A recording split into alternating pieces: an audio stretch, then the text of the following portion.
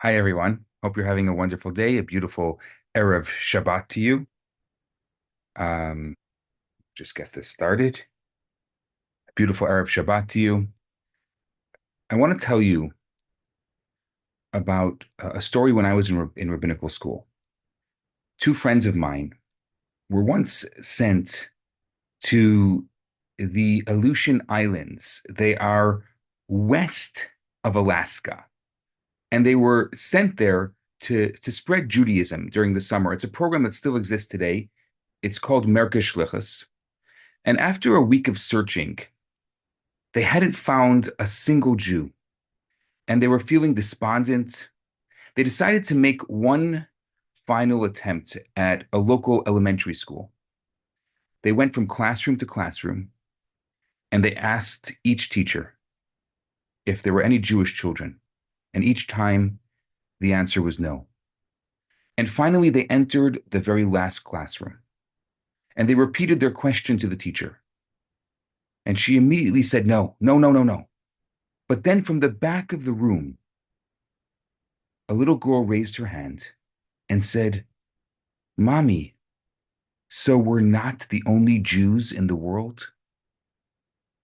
The teacher, who was also the girl's mother, was caught off guard, and she quickly asked the students to meet her after class. And later that afternoon, the mother sat down with her daughter and the two rabbinical students, and she admitted that living as the only Jews on this island, she felt uncomfortable expressing her Judaism. It seemed easier to just let it fade into the background. So the students tried to comfort her, offer her words of encouragement. They talked about the beauty of exploring and expressing their Jewish identity. The mother had purchased some Jewish books from them and some mezuzahs for the door, and seeking to bring a little more Judaism into their home. Before they left, she asked the students to speak to her daughter, to say something meaningful to her daughter. The rabbinical students left the little girl with this little thought. They said all over the world, on Friday afternoon, as the sun sets, women and girls bring in the Shabbat. They usher in the Shabbat by lighting candles 18 minutes before sunset. And when they light it in Australia, it's still very far from Shabbat in Israel. New Zealand, Australia, the first time zones to take in Shabbat. And then Shabbat moves. Then time zones in Asia take it in. China, Mongolia, then goes into Russia, Moscow, then Israel, Europe, Africa, South Africa. Then it moves its way towards North America. New York, Montreal, Chicago. It moves its way towards Denver, LA. And then the West Coast welcomes Shabbat, California, Alaska. But the last place in the world to usher in Shabbat is right here in the Aleutian Islands, the very last time zone before the international dateline. They said to her, you and your mother have a unique privilege of being the very last to bring in Shabbat, to light the Shabbat candles each Friday. Stacy, they said, you will be the last Jewish girl in the entire world to light Shabbat candles, completing the circle of every time zone, the circle of Jewish unity every single week. And with those parting words, the rabbinical students bid farewell to their newfound Jewish friends on the island. And that's the story. You see, until 1974, lighting Shabbat candles was primarily a mitzvah observed by married women. Young girls would typically watch their mothers light the candles without participating. Shortly before Rosh Hashanah of 1974, the Rebbe addressed the women at 770, and he spoke about increasing darkness in the world and called for more light. He encouraged girls starting from the age of 3 to light Shabbat candles.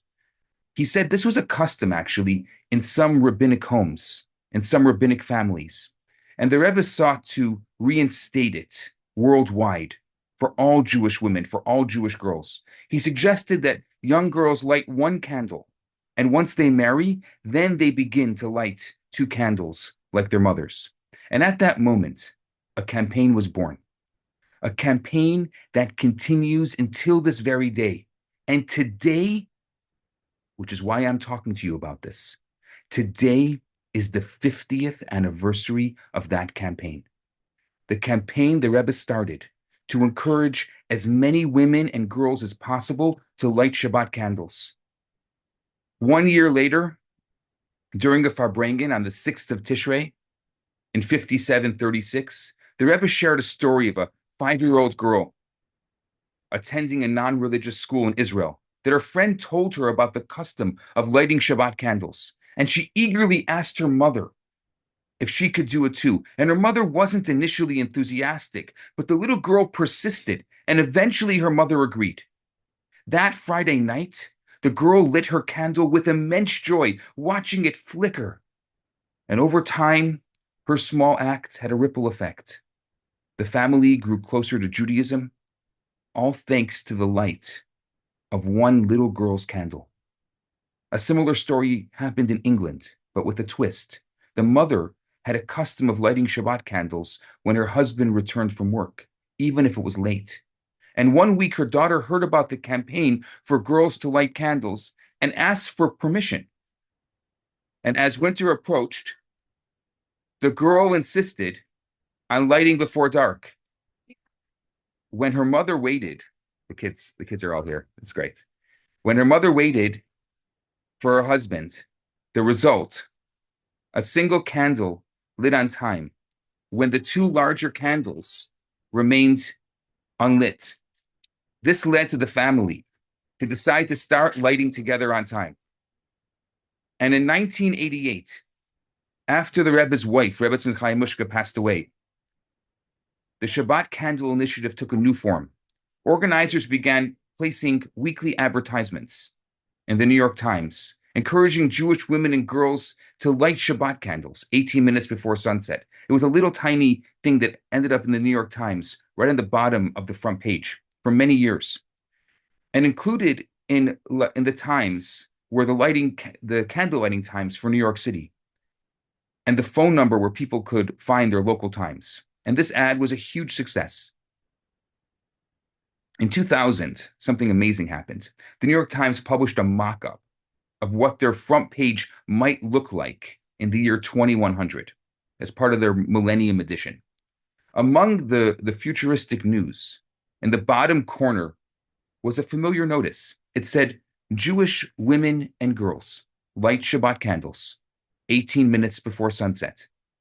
When asked why the editor included it in their futuristic edition, he said, we don't know what will happen in 100 years, but one thing is certain, Jewish women will still be lighting Shabbat candles. Every Friday evening, tonight included, millions of Jewish women light their candles, bringing light into the world. Each one contributes to this global illumination, but each woman is also a unique world unto herself, expressing her relationship with God in her own way. Some light white candles, others light colored candles. Some meditate during the blessing, others reflect moments after. Some pray from a place of gratitude, and others pray from a place of sorrow. And each woman's light is distinct, yet together they brighten the world. And so tonight, in honor of 50 years since the beginning of this campaign, God is waiting for you. Your unique light, your individual connection. So as the sun sets this Friday, here in Montreal, it's going to be about 6:30, 6:24. Find out. You can go look for your local times. As the sun sets tonight, I want you to know that God is yearning for little Stacy and for you. He's yearning for you to light the Shabbat candles and to complete the circle of unity for millions all over the world. I wish you a beautiful Shabbat, a Shabbat filled with joy, a Shabbat filled with love, and most of all, for all of us all over the world, a Shabbat filled with peace. Shabbat Shalom, everyone.